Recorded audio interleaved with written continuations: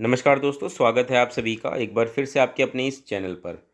आज इस वीडियो में हम पढ़ने वाले हैं लॉज ऑफ लर्निंग, जिसको आप कह सकते हैं अधिगम के नियम। इसमें बेसिकली जो थॉर्नडाइक ने जो इम्पोर्टेंट लर्निंग से रिलेटेड लॉज दिए थे उसको हम डिटेल में डिस्कस करेंगे। और ये जो लॉज हैं ये बहुत ज़्यादा इम्पॉर्टेंट हैं क्योंकि क्लासरूम में इनका डायरेक्ट एप्लीकेशन होता है और एग्ज़ाम में भी इससे क्वेश्चंस डायरेक्ट पूछे जाते हैं। तो बेसिकली हम जब बात कर रहे हैं लॉज ऑफ लर्निंग की, तो यहाँ पे हम लॉज ऑफ लर्निंग को दो कैटेगरी में बांट के पढ़ेंगे। पहला है प्राइमरी लॉज, जिसमें कि 3 मेजर्स लॉज दिए गए थे थॉर्नडाइक के द्वारा, वो डिटेल में डिस्कस करेंगे। उसके बाद कुछ सेकेंडरीज लॉज होंगे, इसको भी हम डिटेल में डिस्कस करेंगे। चलिए वीडियो की शुरुआत करते हैं। आप देखिए, ये जो तस्वीर आपको नज़र आ रही है ये थॉर्नडाइक की है और इन्होंने बहुत ज़्यादा काम किया था लर्निंग के सेक्टर में कि भाई लर्निंग बच्चा कैसे करता है, कौन कौन से तरीके होते हैं जिसके द्वारा बच्चा सीखता है। तो इन्होंने बहुत सारी थीरीज़ भी दी थी। इनका एक एक्सपेरिमेंट भी है जो इन्होंने बिल्ली पर किया था, उसके बेस पे उन्होंने ट्रायल एंड एरर वाली जो थ्योरी है वो दी थी और उसी से निकल के कुछ लॉज भी आए हैं। तो इसमें सबसे पहला जो प्राइमरी लॉ है वो है लॉ ऑफ रेडीनेस। अब लॉ ऑफ रेडीनेस क्या कहता है? लॉ ऑफ रेडीनेस का मतलब ये है कि आप किसी भी बच्चे को कुछ सिखाना चाहते हैं तो उसके लिए ज़रूरी है कि वो जो बच्चा है, जो लर्नर है, वो रेडी हो उस चीज़ को सीखने के लिए। अब कोई रेडी ही नहीं है, आप उसको कैसे कोई चीज़ करवा सकते हैं? क्लासरूम में जब आप पढ़ाने जाएंगे और कोई आप टॉपिक बच्चों को पढ़ाना चाहते हैं तो सबसे पहले ज़रूरी है कि बच्चों को रेडी किया जाए वो चीज़ समझने के लिए।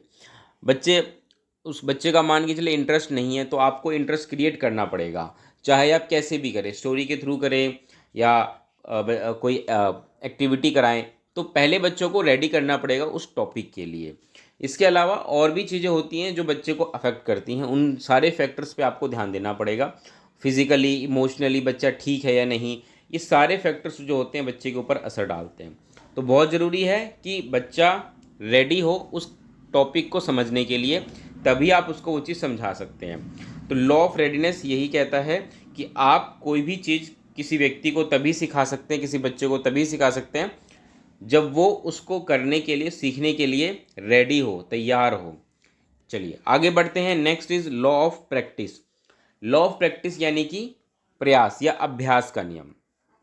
ये आप हम सभी अच्छे से समझते हैं कि अगर हम किसी चीज़ की प्रैक्टिस करते हैं, बार बार उस चीज़ को दोहराते हैं, तो हम उस चीज़ में अच्छे हो जाते हैं, हमारी लर्निंग बनी रहती है। इसके बहुत सारे एग्जाम्पल्स हैं डेली लाइफ में भी। आप क्रिकेट को ले लीजिए। क्रिकेट में देखिए, कोई खिलाड़ी कितना भी बेहतर खेले लेकिन उसके लिए ज़रूरी होता है कि वो हर मैच से पहले प्रैक्टिस करे। आप पाएंगे कि कोई भी टूर्नामेंट होता है क्रिकेट में तो जो हमारे प्लेयर्स होते हैं वो बहुत प्रैक्टिस करते हैं, तभी वो अच्छा परफॉर्म कर पाते हैं। इसी प्रकार आप और हम हैं, हम भी प्रैक्टिस करते हैं जब कोई चीज़ सीख रहे होते हैं। तो अगर आप तैयारी कर रहे हैं एग्ज़ाम की, सीटेट की, तो ज़रूरी है कि आप बार बार चीज़ों को पढ़ते रहें, प्रैक्टिस करते रहें उस चीज़ों की, पेपर सॉल्व करते रहें। एग्ज़ाम में आपको पेपर अटैम्प्ट करना है तो उससे पहले ज़रूरी है कि आपने प्रैक्टिस की हो पेपर को अटैम्प्ट करने की। तो ये कुछ लॉ ऑफ प्रैक्टिस है जो कि हमारी लर्निंग को बढ़ाती है। तो लर्निंग लॉ ऑफ प्रैक्टिस पे डिपेंड करती है कि आप अगर अभ्यास करते रहेंगे तो आप चीज़ें सीख पाएंगे।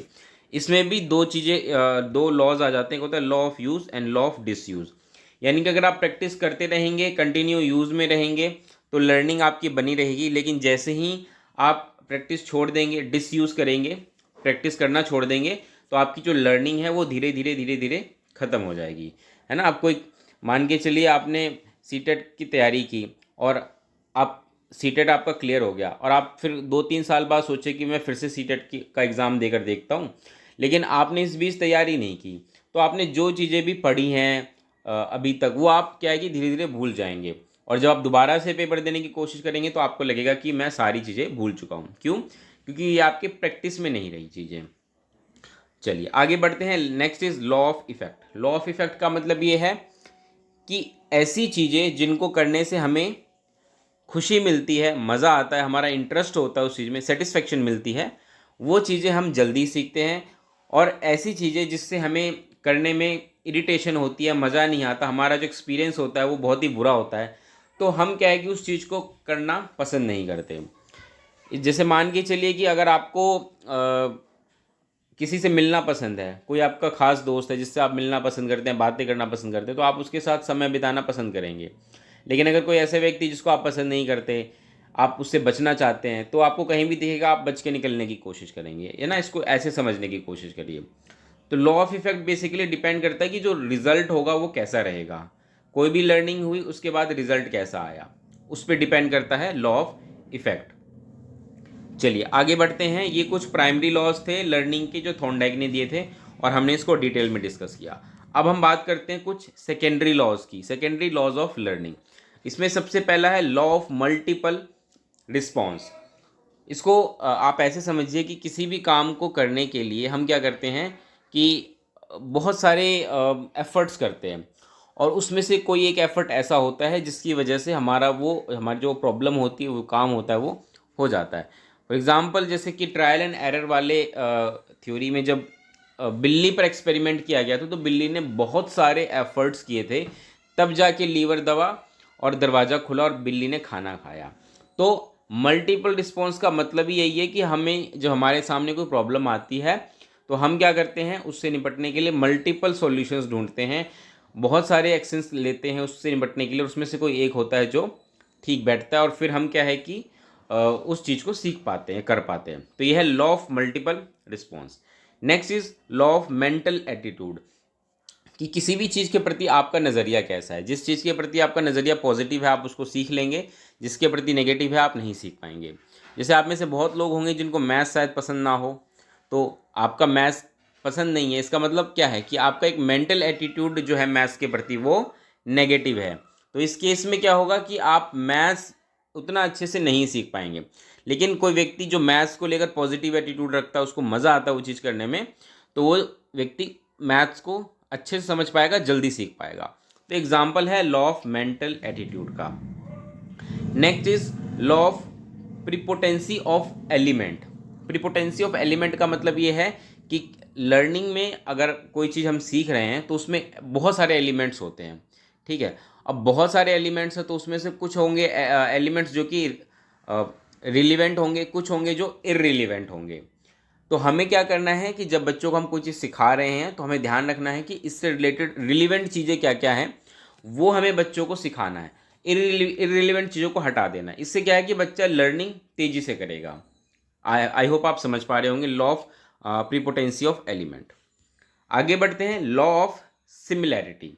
लॉ ऑफ सिमिलैरिटी को आप ऐसे समझिए कि मान के चलिए आपने कुछ सीखा, किसी एक सिचुएशन में सीखी गई चीज़ को जब हम दूसरे सिचुएशन में भी अप्लाई करते हैं तो वो होता है लॉ ऑफ सिमिलैरिटी।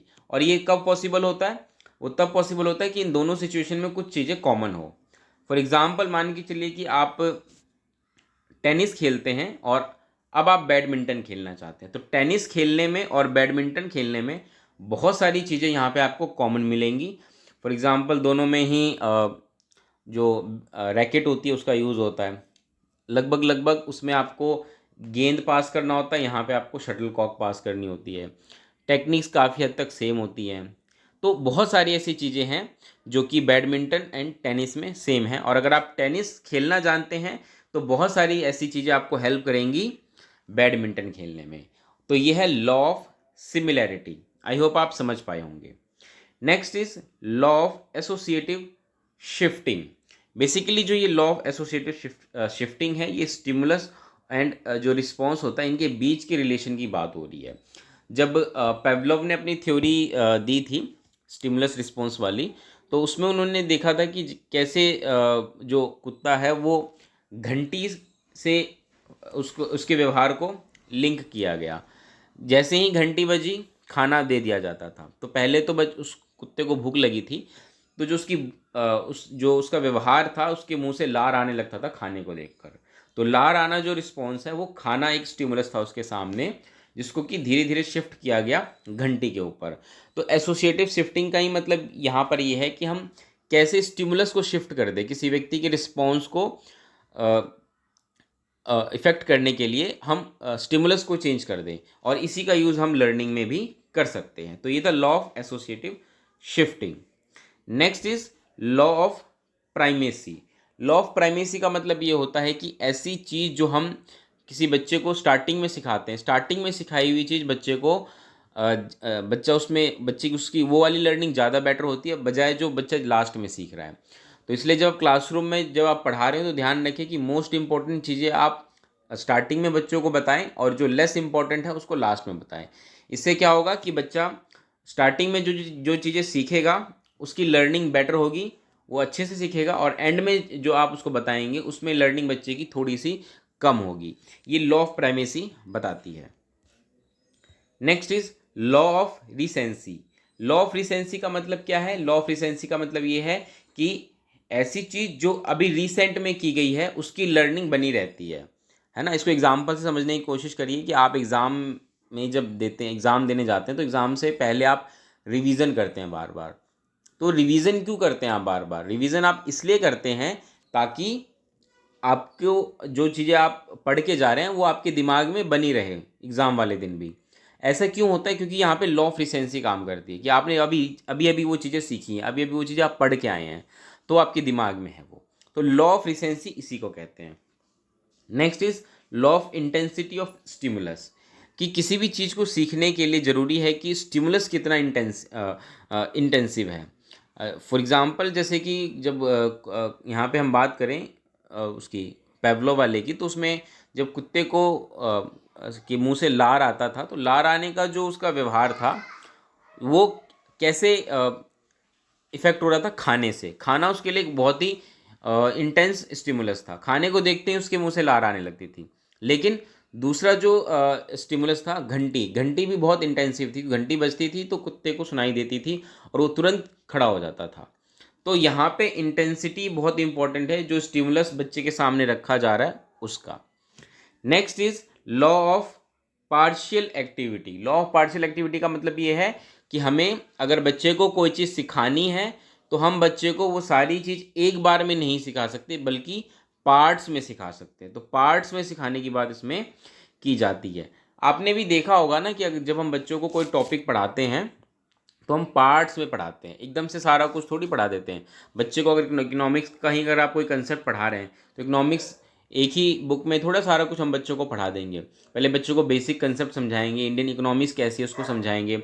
फिर हम नेक्स्ट क्लास में हो सकता है उसको कुछ बेसिक प्रिंसिपल जो थ्योरीज होती हैं इकोनॉमिक्स की, डिमांड एंड सप्लाई, ये सारी थ्योरीज हम बच्चों को फिर पढ़ाएंगे।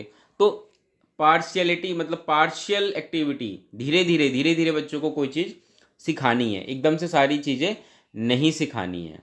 तो ये है लॉ ऑफ पार्शियल एक्टिविटी। तो इस तरीके से जो भी सेकेंडरीज लॉज ऑफ लर्निंग थी वो हमने कंप्लीट कर ली। 9 secondary laws of learning discuss की, इसके अलावा 3 primary laws of learning discuss की। आई होप आप सारी थियरीज को आप अच्छे से समझ पाए होंगे, सारे लॉज को आप अच्छे से समझ पाए होंगे। इसमें से एग्ज़ाम में क्वेश्चन आता है, 100% आता है, इसलिए आप इसको बिल्कुल भी नेगलेक्ट ना करें, अच्छे से इसको पढ़ के जाएं। चलिए इस वीडियो में इतना ही रखते हैं। I hope you would have enjoy this video. मिलेंगे अगली वीडियो में दोस्तों, तब तक के लिए नमस्कार, धन्यवाद।